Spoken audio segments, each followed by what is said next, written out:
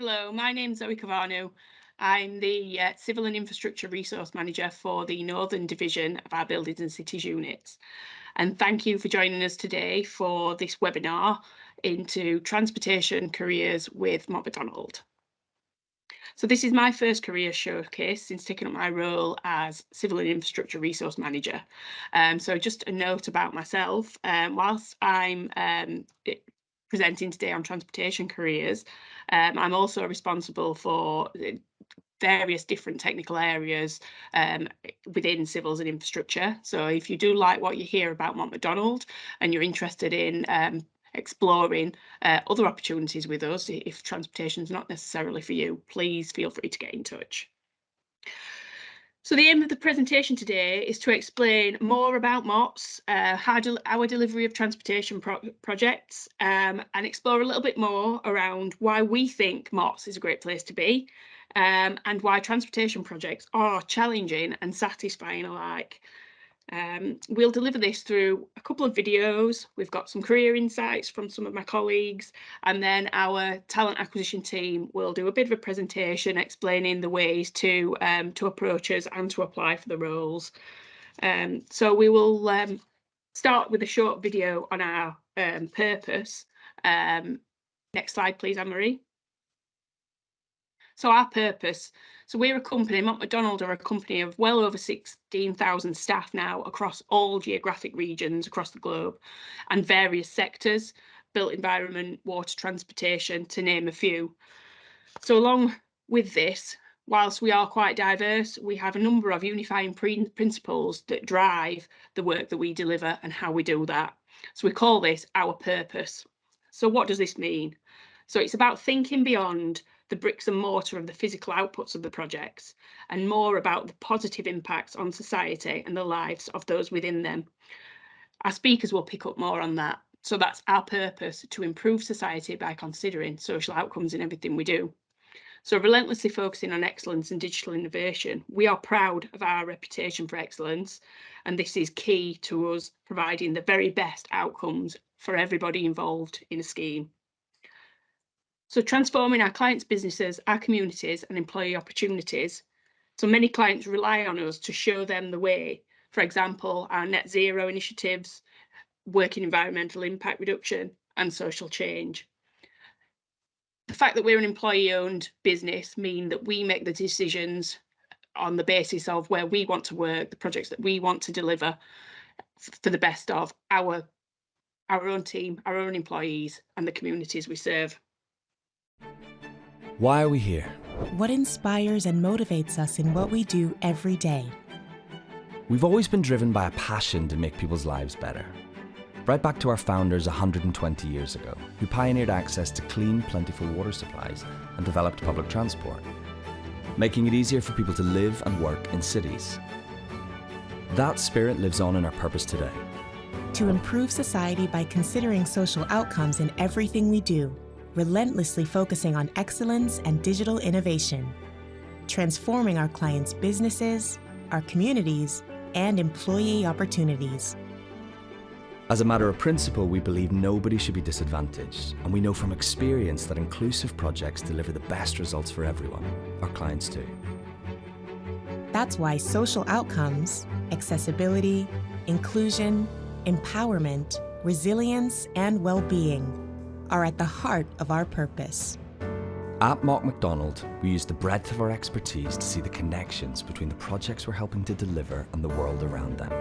How the infrastructure, services, the natural environment, businesses and people work together to maximize the benefit for all. This is where digital innovation comes to the fore. Combined with deep subject knowledge, our digital skill set helps us, our clients, and partners to address old challenges better and solve new ones. To see problems and possibilities more clearly, to be more agile, efficient, and effective.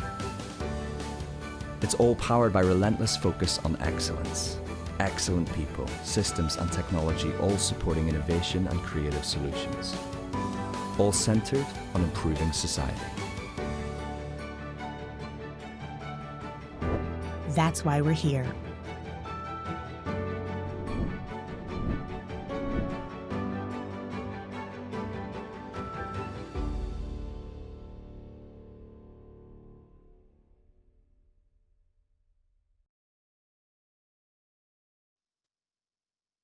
I'll just hand over now to Jo McGuire, my colleague from the Birmingham office, to talk a little bit about the route through her career and what transportation and light rail projects mean to her. Good afternoon, everyone. I am going to talk about my insights in career. So my name's Jo McGuire, and I am a highways and light rapid transit, or LRT engineer, working out of our Birmingham office, Mott MacDonald office. So really, this is a bit of a general thing about me. I say what brought me to highways and LRT, but actually what brought me to Mott MacDonald. So really, it started with my interests. So equality, diversity and inclusion, sustainability and well-being, health and safety. Over the last 10 years, there's been a huge change in perception. We can just see that through the news, with safety being at the top of people's lists, sustainability, diversity. There's been a lot of change. More people are becoming more knowledgeable about this. And really, I wanted to have a life, a career, work for a company that really not just paid lip service to this, but actually it's embedded into the way that they operate, into the way that I work, into what I do, and sort of all of that aspect. The next one's, if it's country versus cities, I'm a city girl at heart. I love that kind of metropolitan life, that kind of feeling alive, having the bustling city around you, being able to move, have interesting things, food, entertainment, culture. So that was, again, a really important part for me. And people focus, I've always been really interested in a career, a job that really focused on helping, impacting people's lives. And for me, highways, LRT, and the wider transportation, that's really, it's all about people. So the next slide. So what does like rapid transit, the transport sector, give to me? It gives me a community. It gives me a network. There's this shared understanding, shared knowledge, shared way that we speak and communicate. I mean, over the last year or so, I've talked to people in Europe, talked with people in North America, including Canada, talked about projects in the Middle East, and I can do that because this sector, it's got transferable skills, transferable application. If you're someone interested in travel or working in different parts of the world, transport is a brilliant discipline to get involved in. There's no rule book to it. It's you adapt to the situation you're working in. There's a difference to doing a tram scheme in a city centre environment and a huge sort of motorway junction improvement. And really, that brings out creativity. No day is the same, no project is the same. It inspires me every day when I work on it. The idea that it's an integrated solution, that many different solutions make transport a success. So it's not just a tram or a train, but it's cycling, it's highway design, it's non-motorized users. So pedestrians, horse riding. I've had to incorporate that into some of my designs, equestrian routes. And it's that first mile, last mile. How do people get to them? How do people get back? And really, it's just really interesting. It's got a real social side of it. Understanding the patterns of way people use and interact with my projects. And leading on to that, it's an impact on real people, real communities. The work that I do will impact someone's travel it will impact the amount of time they spend commuting, time which they could spend on their hobbies or with their family. And it's that responsibility as well. What I do can impact them positive or negatively, so we need to get it right. And then finally, job security. I love this image. It's something that Mott MacDonald created. If you look at all the different aspects, so cycle routes, pedestrian routes, autonomy, train, HS2, NPR, all these big projects really mean that you go into the transport sector, you're set for life. It's something that is fast evolving, looking at the way people traveled around even 10 years ago compared to what they do now. I know there's someone in our office who commutes using an electric scooter. That wasn't something that was happening even 5 years ago. So there's so much work, which means personally it gives me that security. And I suppose to make you ponder, if you go to the next slide, what would our cities look like without transport? a lot of the time, especially in Europe, it's very much there. It's in the background, it's unseen. It's just, we only see it when it doesn't work. And actually, if you took away those tram routes, if you took away those cycle routes, if you took away those buses, how would people move around? They'd be relying on cars and the pollution and the things that come along with that. So really, what we're doing is changing the landscape of where people are working and living, and that is incredible. It's so fulfilling as a you know myself as an engineer and just as a person.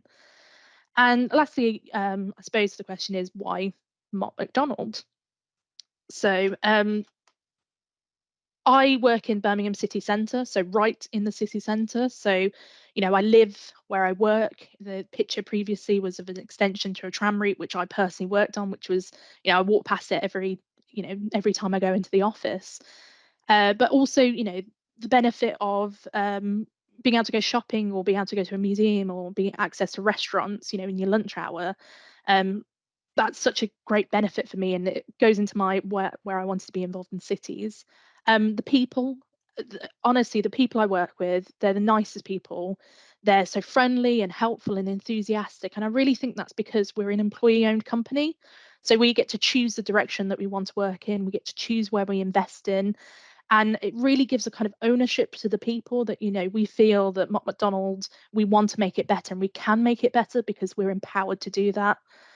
I work day in and day out with world-class experts, and really, I know it's been in the video, but excellence is really at the core of what we do. I'm constantly being challenged to, do the best work that I can. Getting opportunities to see, best practice, where innovation can be used to help improve a certain aspect of a project. And it really does feel like it's right at the cutting edge of things that we're doing, and that's really exciting as well.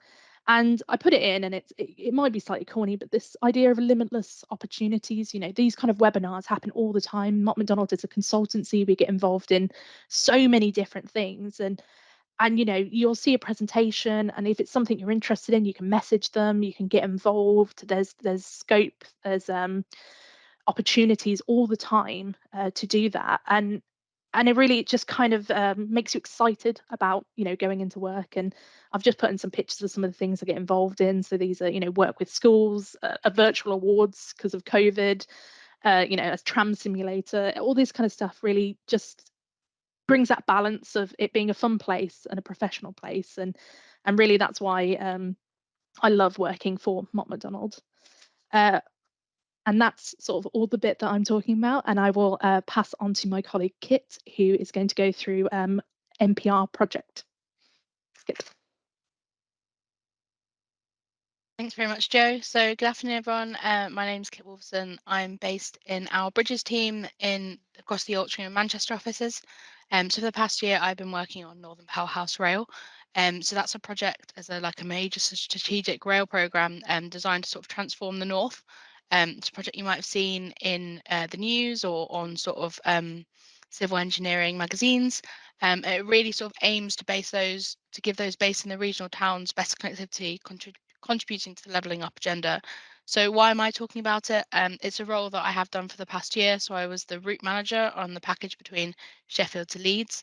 And it sort of gave me different opportunities and different experiences in a role that was sort of a bit beyond my current expertise. And I'm only 4.5 years into my career, but it gave me a chance to see a different side of McDonald, see our client interfacing roles and also delivery. So as during that role, I was responsible for a multidisciplinary team. I was interfacing with the client on regular calls, making sure that our technical disciplines were delivering to our program and to our briefs, and sort of making sure that we had that sort of network and building that different background. So a bit more about Northern Powerhouse Rail. Its sort of aim is to connect Liverpool, Manchester, Leeds, Sheffield, Hull, and Newcastle, as you can see from the maps. That's a map provided by Transport for the North, who are our sort of overall client, who then reports to the Department of Transport.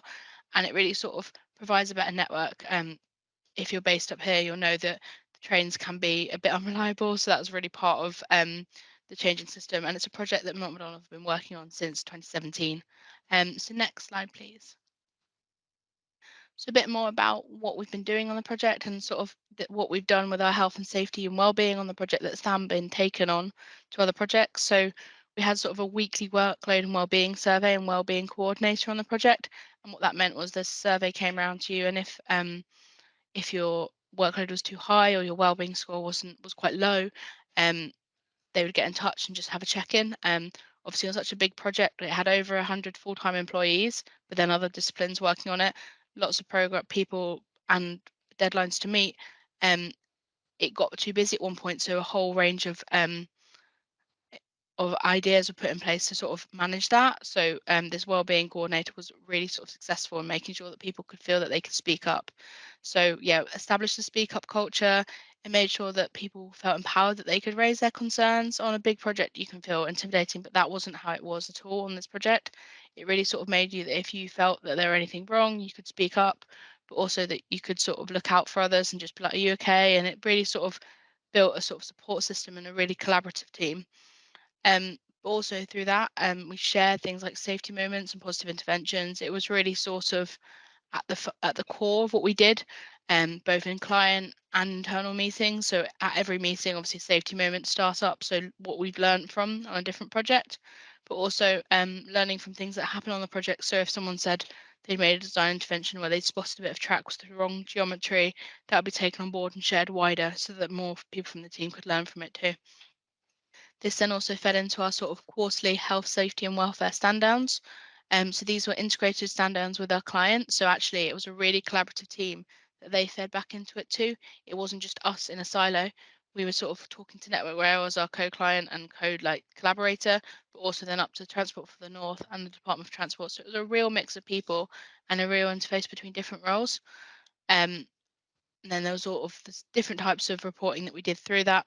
And then finally, in terms of health, safety, and wellbeing, there was early CSM engagements. That's the common safety method. So that's what we use in the railway. So it's a bit like the different hazards within the railway. So that was really good that that was brought in early, which meant that that could be passed on, but also that everyone was really aware of those different issues, and also hazard logging through our digital software. So it was a really sort of um, exemplar project of how we've taken health, safety, and wellbeing and then applied it wider. So yeah, we've now been recognised for this. So just moving on to the next slide. So what's made it a great project and what's really sort of allowed it to flourish in the way that it has is our people. So we've really been able to develop while delivering sort of the items that Joe also touched on, and sort of the growth and the different items that this project achieves. I've mentioned that for my role, I've been MOTS for 4.5 years, but past year on Northern Powerhouse Rail. But in that, I've taken on a role that's above what I would normally do. I've moved from an assistant route manager to a route manager, and that really shows by this sort of the growth, development, promotions that I've covered on the project. So there's been over 30 sort of changes from contractors responsible engineer to contractors engineering manager. So that meant that there was project retention of knowledge. So it wasn't just, oh, you've reached the end of where you want to be, you have to go on another project. It was actually developing and training staff that they could move on and develop and really grow and flourish. Over 5 people have got chartered while being on the project. So that's obviously a real career milestone, but getting the support and the network through that, alongside like several industry accreditations, such as the member of the Association of Project Managers and that kind of thing. There's some real successes within the project. Within that, the project really celebrates diversity. So within the management team, gender balance is double the industry norm, which is fantastic to see on a project this scale, but also a project that really interfaces with the client. And it wasn't just within the McDonald team, that was reflected from sort of our network rail counterparts as well. And being a female on the project, I really got to see some of the role models on that. So it's a really sort of great thing to see. Alongside that, there was a lot of development of apprentices and graduates. So as I joined the project, I was quite a junior sort of graduate. A couple of years ago, came back in as a route manager and sort of got that development. But likewise, I had an apprentice working for me, and he got an opportunity to be an assistant route manager.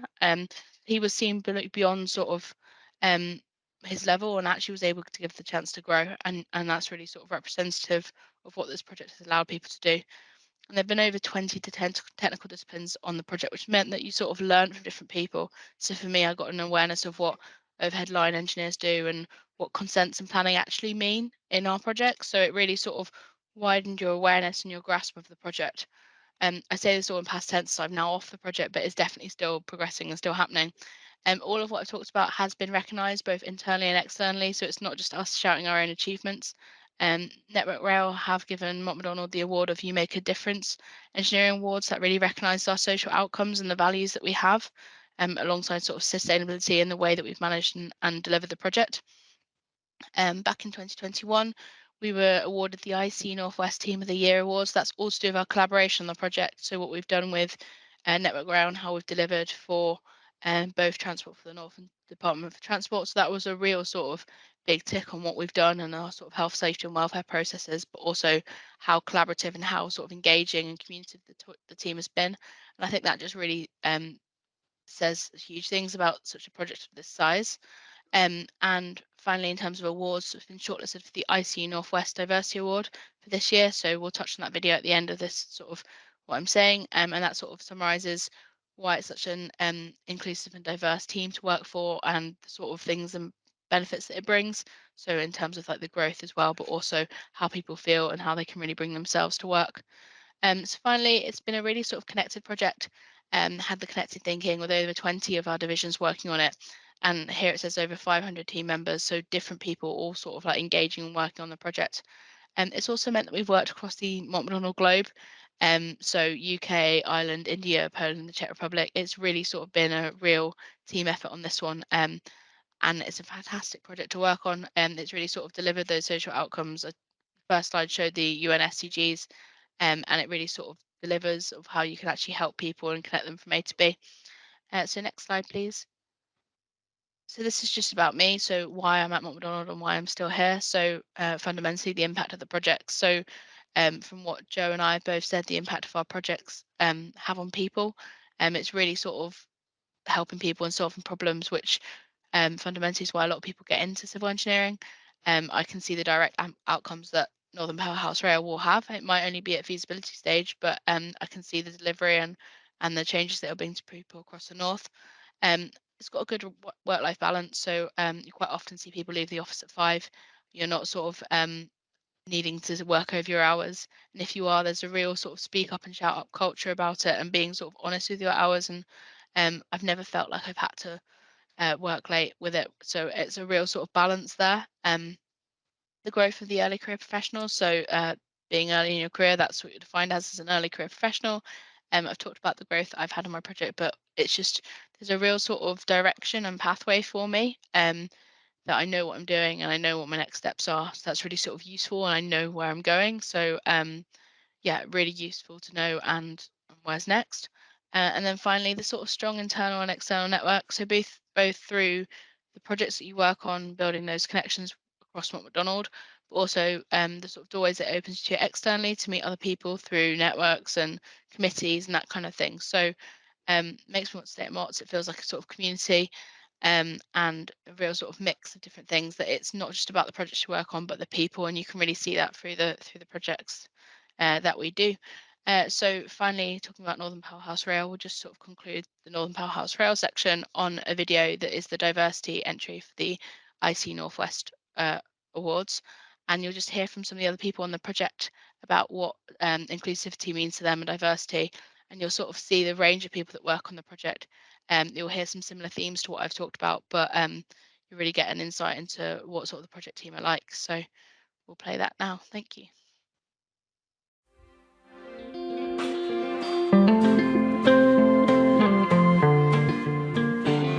The inclusivity on Northern Powerhouse Rail has really challenged me to think about my behaviours and the way I communicate with people. Because the project is so flexible and inclusive, I am able to juggle childcare needs and be a lead on a major project. Staff taking an interest in my development, enabling me to progress and pass my mentoring skills to help others thrive. Allowed me to learn the role as I went along, and it really directed my career and showed me strengths that I didn't know that I had. Because it gave me the chance of working in an English-based project when I'm not an English citizen. How it's benefited me is I was really struggling with my own level of self-acceptance, and the implicit acceptance by everyone on the MPR team has really helped me and given me lots of confidence.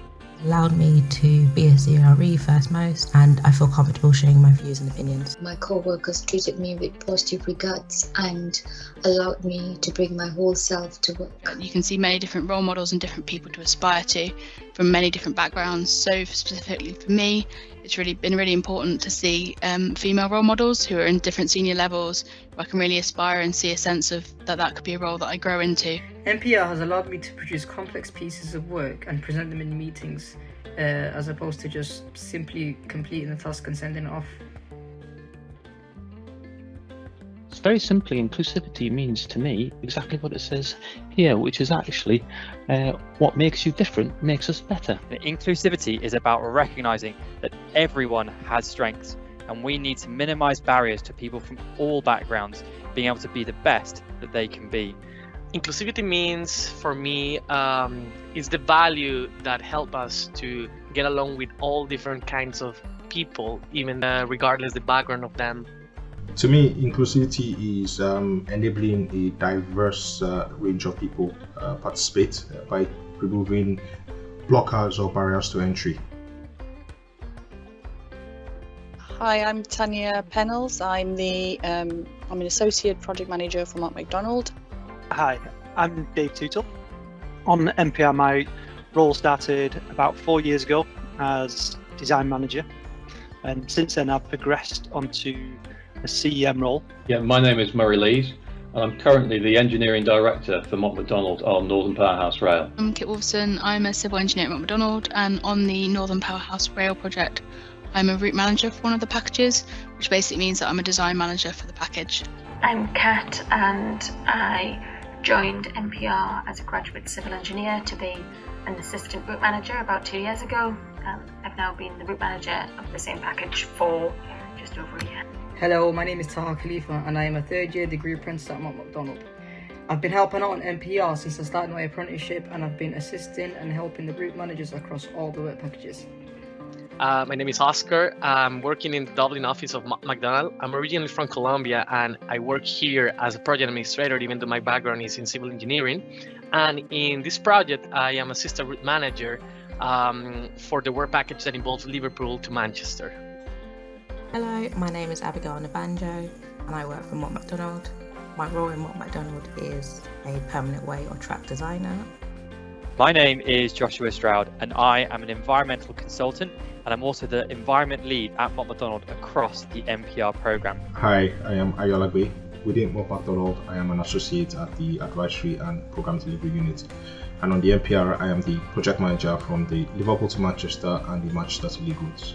Hi, so I'm Jessica Patterson. I'm the social outcomes lead for the Buildings and Cities unit in Mott MacDonald, and I was leading one of the work packages, the Leeds to Newcastle work package for NPR. My name is Tilaga. I carry the role as principal engineer in Mott MacDonald.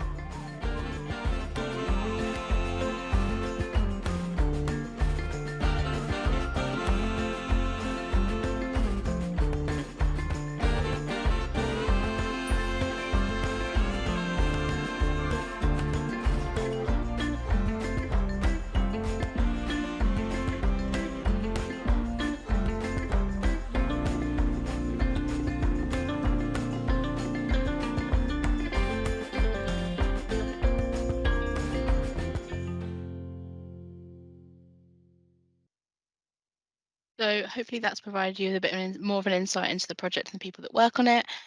So this word map gives a bit of an example of the skills and interests that we're looking in for potential candidates. You can see there's a real range in those sorts of skills and interests. So hopefully there's a word on that map that resonates with you. I'll now pass over to Chris Raybould, who's our talent acquisition advisor, who will now speak on how to apply for any of these roles. Thank you, Kit. Hi, my name is Chris Raybould, and as Kit said, I'm part of the talent acquisition team here at Mott MacDonald. What I'm going to do is I'm going to take you through how to formally apply with a role with us from start to finish and give you some information on our recruitment process.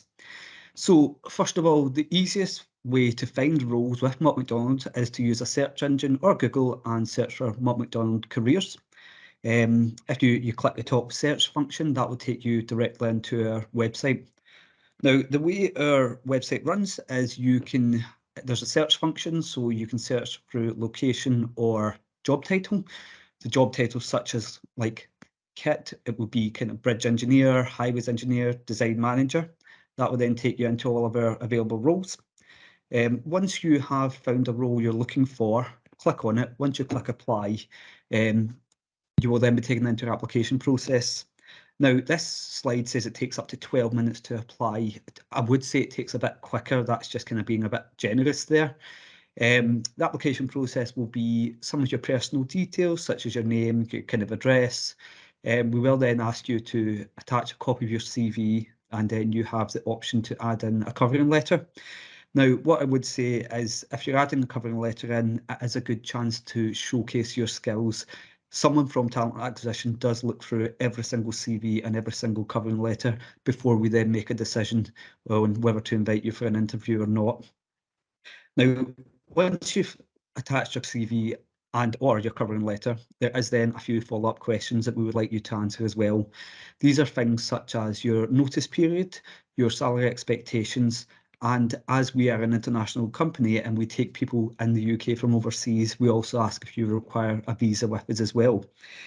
The application form is desktop and mobile friendly. What I would say is this particular application process is for our more experienced hires, so anyone that has been out of kind of university, graduated 1 year and over. So if you're looking for any graduate roles or apprenticeship roles, if you Google Mott MacDonald graduate scheme or apprenticeship scheme, that should give you further information on that. However, what I would say is if you have any further questions or you want to reach out, you're not ready to apply yet, please feel free to reach out to me on LinkedIn and I'll definitely get back to you. What I'll do now is I'll pass over to my colleague Rob O'Day, who will open the Q&A session. Thanks, Rob. Good afternoon, everyone. Welcome to the Q&A session. So there is a tab at the top with Q&A where you can ask questions. Name them as well so that we can ask you personally, answer you personally. Just while there may be some questions coming in, I do have a couple of my own that I'd like to ask. So this is one for anyone who come in, but mainly Zoe. So any best advice for any newcomers coming into the business? What would you suggest? As a new starter coming in anywhere, I think communication is key.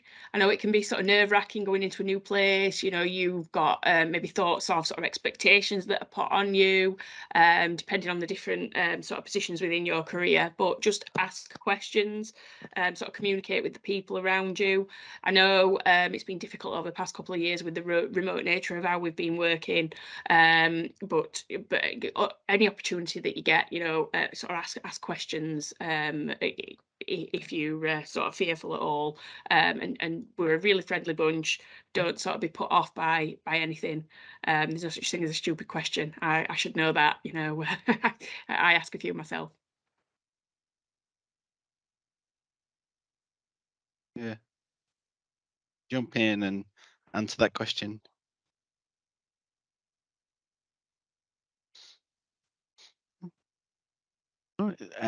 Still haven't had any actual questions in yet. So, I mean, Kit or Joanna, would you like to elaborate on some of the actual types of projects that you've been involved in? Yeah, I'm happy to talk about some. I know mine was a bit general, but yeah, I've had sort of a mixture of highways and mostly sort of tram based projects. So I've had quite an interesting career because I came in starting on the Midland Metro extensions, and then I quickly ended up being an assistant project manager on a major highway scheme with National Highways, and actually it's being built right now and I drive under it quite often, so that's really nice to see when you actually get a project. But because I focused on transport and really, you know, I I was very interested in that. I had a great opportunity to move around different offices. So although I'm based in the Birmingham office, I've had a chance to work in Manchester, working on the Nottingham Express Transit and the Metrolink, doing some of the alignment work and extension work there. But I've also been able to go to Leeds and get involved in their Leeds Mass Rapid Transit, which is a really interesting project where it looks at a huge network of integrated transport. There's loads of really cool stuff online if you're interested in that. So again, that's more sort of strategic planning, looking at different locations like Bradford and Leeds and Wakefield and how all they connect with all the different transport options. So again, that was a really interesting project to be involved in. I mean, Kit, is there anything else you want to add? Yeah, of course, fab. Thanks, Joe. Yeah, so I've worked on a real variety as well. I did some flood schemes up in North Manchester. So we were doing in Bury, so it's a Radcliffe and Red Vales flood project. So a series of retaining walls and embankments through one of the local parks to protect people's homes after the Storm Desmond flooding. So it was a real example of problem, need to solve it, how are we going to protect the homes? And actually I happened to be in Bury one time, so I just popped by because I wanted to see the flood walls that I designed, and it's really lovely to see your work once it's been constructed and built, obviously. That's different sort of strands to the sort of bridges team that we do. We do large civil structures as well. I've also been out on site and done some inspections at the Silver Jubilee Bridge, which is between Widnes and Runcorn. So it's a really beautiful blue arch bridge. And that's sort of been recently reopened after a major sort of transformative project where they sort of took down some of the flyovers. And I was out on site doing some of the inspections, up testing some of the concrete, doing that alongside being a sort of on-site representative up at a different Jubilee Bridge up in Barrow in Cumbria, which we were making sure remained open because it provided access to Walney Island. So making sure that a community of 10,000 people could still come on and off their island and get to work and things like that. Because we were working below the bridge, it could remain open. So real sort of examples were problem solving, but making sure that people can still access their homes and the services that they need to.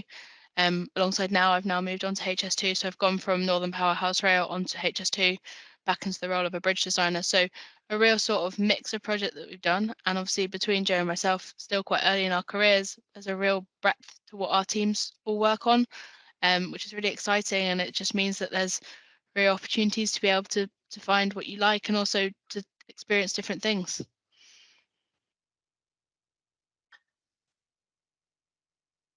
You have a question. I think, Chris, I'll come to you. It's from, I hope I pronounce everybody's name right, but Akirion. It says, hi, I am an information technology student and I'm looking for a placement year. Just to ask, do you offer placement or is it too late for me to apply? No, we do offer placement. That it's not handled by my team; it is handled by our early careers team. But what I would say is, if you connect with me on LinkedIn, send me a message. I'll point you in the right person's direction, and we can see what we can do for you. I hope we've answered your question. As I said, if you do need anything, get in touch with anybody from on here from LinkedIn, and we will more than happily be able to help. Another question from Versailles says, thank you very much for the presentation and putting it together. What does it look like to have social value at the core of how you work? How does it tangibly impact your day-to-day job? This Yeah, is I'm happy to take my side of that, so it's all right. So I act as project manager in quite a lot of projects as well as an engineer. All the processes and reviews that you need to do to set up a project and basically monitor the project that's going along, we have social value in there as well. So it's almost one of the things that we review to see not only when we bid for a job, so we look at what the impact is, but when we get the job and we have to review it to make sure that it's on progress, that we're meeting the objectives. It's integrated in there in every like the month that we do, and then when there's opportunity, we can pick certain aspects. So when we look at design teams, if there's something we can do to improve the design. So for us, a lot of it is about access. You know, stuff like if we were to build a bridge over, could we widen it so that we could add a pedestrian route? So we've got a new connection, or, can we add extra and produce a nice cycle lane? So there's certain opportunities within the design where we can pick it up, but it really is integrated into a project from that start to finish, from my point of view in the management and also the design aspect. I don't know if anyone else wants to sort of talk about their experience. Yeah, so social value is obviously the way that we can really help people and solve those problems. If you're given a question from a client and you're asked to deliver to a brief, there's always social value in there, and it's really sort of identifying the needs of the people or the area that you're helping, and be that connecting new people from A to B, improving their journey times. That's really got all the social value there too. There's more to it when you dig into it, and it's sort of, you can improve the economics, you can really improve the sort of jobs on offer, the schools that they can get to, the different sort of opportunities that you can bring them by that different sort of transport connectivity. Social value is sort of at the forefront of everything that we do. It just might not be get shouted about in the same ways depending on the different projects that you're on, or how big or how small a project is. It's really sort of, I can think about every project I've done, be it making sure that a bridge lasts for X number of years more, is rather than us demolishing and rebuilding that bridge, then you've taken away someone's access. By us thinking about how we can maintain it, you're giving them continual access, and maybe you might be closing one lane of that bridge, there's still access across it for everyone else. It's really sort of important that you think about who your impact is, and that's really something that you see through so many Mott MacDonald projects. It's not just a second thought of, oh, how did we help those people? It's, no, how are we going to help those people, and then how are we going to do it? What's the next step after that? It really comes to the forefront of what we're doing. I can see that in many examples of the different projects that I've done. That's really how we sort of start the project, really. As Joe said, through the project management project process, but also just when you start a project, you think about who you're helping, and that really sort of varies in the different work. So big projects, small projects, really sort of varies. I'm off to Rwanda in 2 weeks, and that's really sort of helping people, and that's a Mott MacDonald sponsored program. So it's a corporate social responsibility, but also social value. That Mott MacDonald sends a team of 5 people, and we pair with Balfour Beatty to go and build a bridge with Bridge to Prosperity. It will help 10,500 people in the community, and providing them safe access to healthcare, education, and employment. And there's some real stats about what Bridge to Prosperity do, but we've been doing it at Mott's. This is our 4th year doing it. Obviously, COVID sort of delayed one of the builds, but it really sort of changed people's lives by giving themselves safe access when they have really bad rainy seasons in Rwanda. And I mean, that's sort of a bigger social value project that we do, but it's a real sort of example of what Mott MacDonald do and the different schemes that we can be involved in. Yeah. Yeah, and again, you've just reminded me, like, we do have social value action plans. So it's not just about project work. It's, the fact that we support. So I'm line manager to 2 apprentices. So the idea that we support them and get them involved in projects and help them with their development, small, medium enterprises. So when we go for projects, we can partner with people and, economically support smaller companies. Outreach, so the stuff that Kit's doing is obviously big scale, but on a smaller scale, we do local school outreach. I've done quite a few in the local area.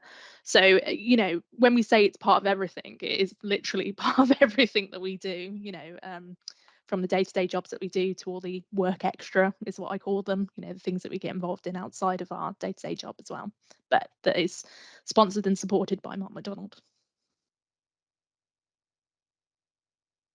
Awesome. So I have 2 questions from Orlane. And Chris, this is probably going to come to you.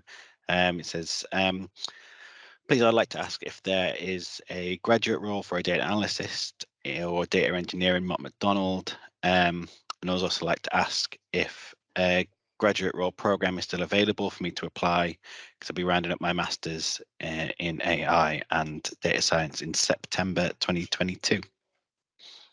Yeah, I'll take that one then. So we do run the graduate program for data analysts and data engineers. The roles we do advertise usually go up on our graduate website. So as I said, if you Google Mott MacDonald graduate scheme, you should be able to come across them. With regards to Oleg's question, the cycle for the grad scheme usually starts in November, so you have missed it this time. However, after the September cycle there, if you go into November and check our website, we will have our next year's grad scheme up. If you connect me on LinkedIn, though, again, I'm not from the graduate team, so I'm not 100% sure of the dates or what the plans are this year, but if you connect with me on LinkedIn, I can definitely put you in touch with the right person to deal with that.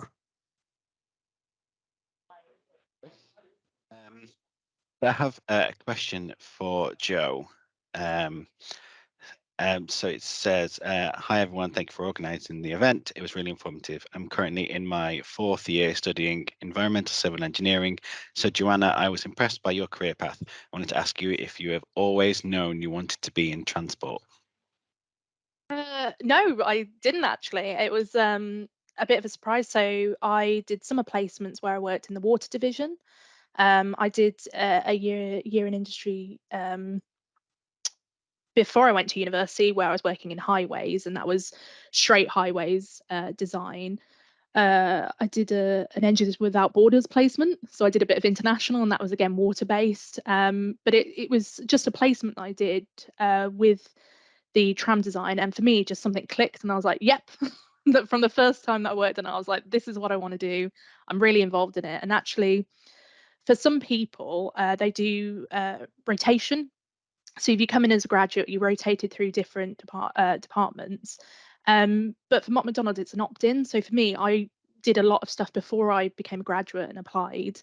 And really, when I got in, I was like, I want to do transport.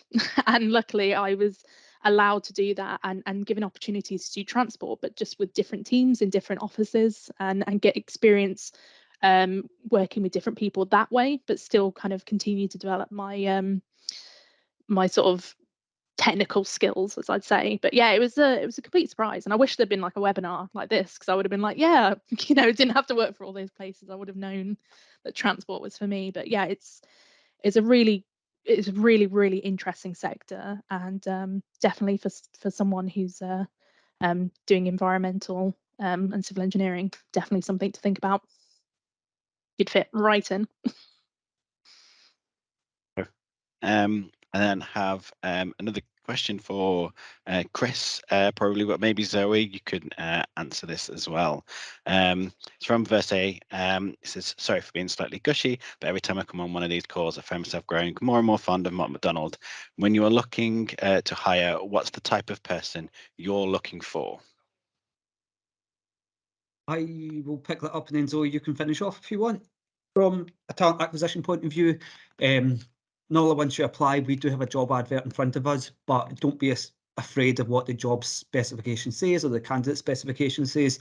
We take everything on merit. So, for instance, if there is 5 bullet points of things that you need as a candidate, we will water that down. So if we say you have 3 of those and you've got some potential or you've got some transferable skills, we can certainly look at that.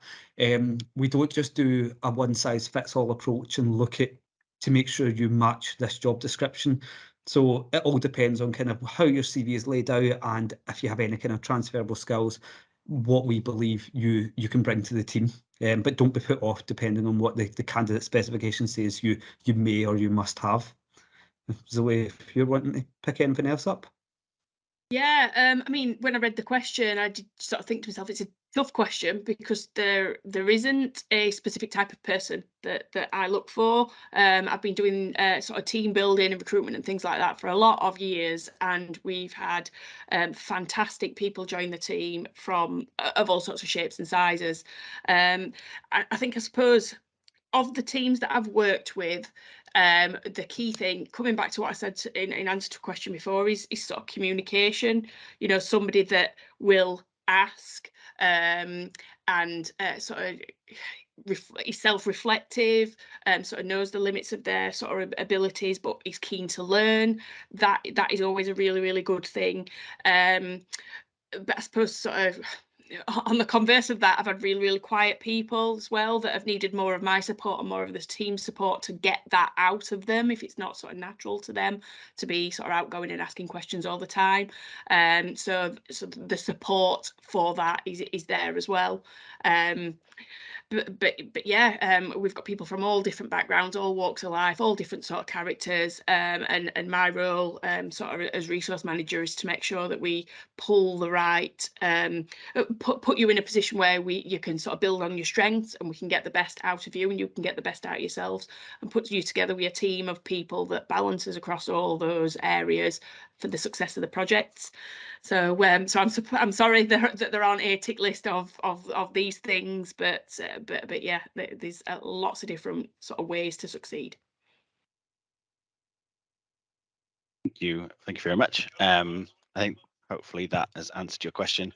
We've probably just got time for a couple more, but there aren't any more questions coming in. So I've got one about our agile working policy. How it has been mentioned a few times in there, but I mean, Zoe, if you want to lead us off about how our agile working policy has really affected you in working with Mott MacDonald.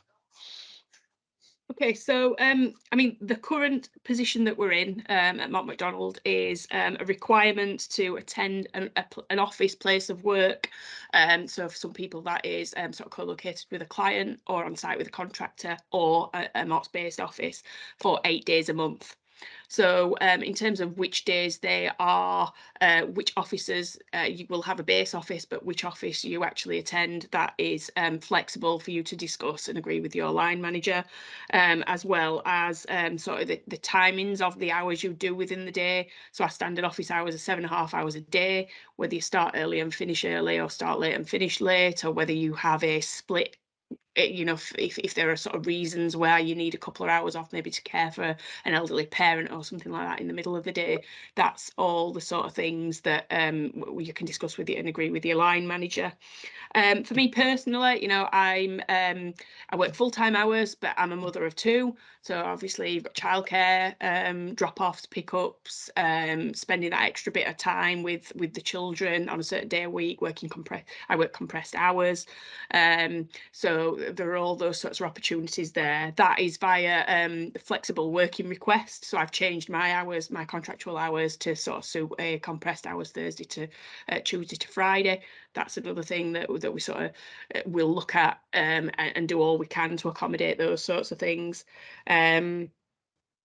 Yeah, and then sort of flexible, sort of informal flexibility, you know, if you needed to attend a sort of doctor's appointment or a dentist appointment or things like that, whilst they are encouraged, sort of outside working hours if possible. It's not always possible, is it? Especially, you know, get a doctor's appointment or a hospital appointment or something like that these days.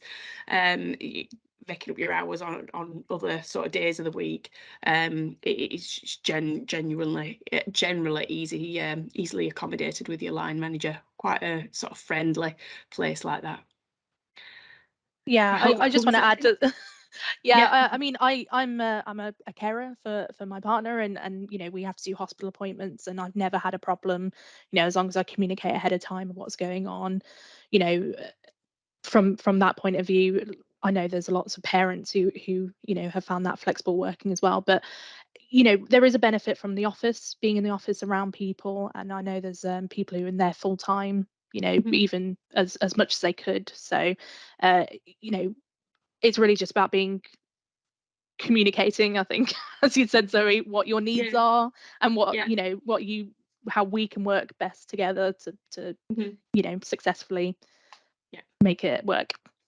Yeah, I mean, a key point there, as you sort of mentioned, Joe, is probably that the requirement to be present in an office location 8 days a month is not a limit. You touched on there are people that are in an office full time, and if that suits you and that gives you the better work-life balance, if you're feeling more productive, it's better for your well-being, that is something that is available as well. It definitely, back to that word again, definitely is just all about communication between you and your line manager to get the best sort of balance for yourself, that gets the best out of you, for yourself and for us as a business. Very much. So just a quick one. Maybe Chris, you probably be best to answer this one. Is where will we be able to view this afterwards? Are we, you know, for people who want to share this, are we going to share this out afterwards? Yep. So what I would say is we are recording the session, so every one of us in this session just now will be sent a link afterwards. So we will be sharing it out on LinkedIn. So if you keep an eye on our LinkedIn, connect with everyone on here and the Mott MacDonald LinkedIn page as well. We'll share it all on there. Feel free to have a look at it and even share it with your friends as well. Thank you. And then one final one. For anyone who'd actually like to answer this, as your highlight for working for Mott MacDonald so far. Anybody like to go first?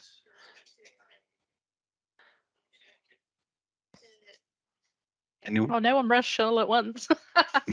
I get so for me, in 2017, I became a finalist for the NC Graduate of the Year. So I was named as one of the top 5 engineers in the UK, which was huge. And I was massively supported by Mott MacDonald in getting to that position, and they even paid for a group of people to go to the award ceremony as like my little posse. And that was just such a fantastic for so early in my career, and to, you know, feel that investment and support from the company. I think that was one of my huge career highlights, and, you know, 5 years later I'm still harping on about it, so it was a really great time for me.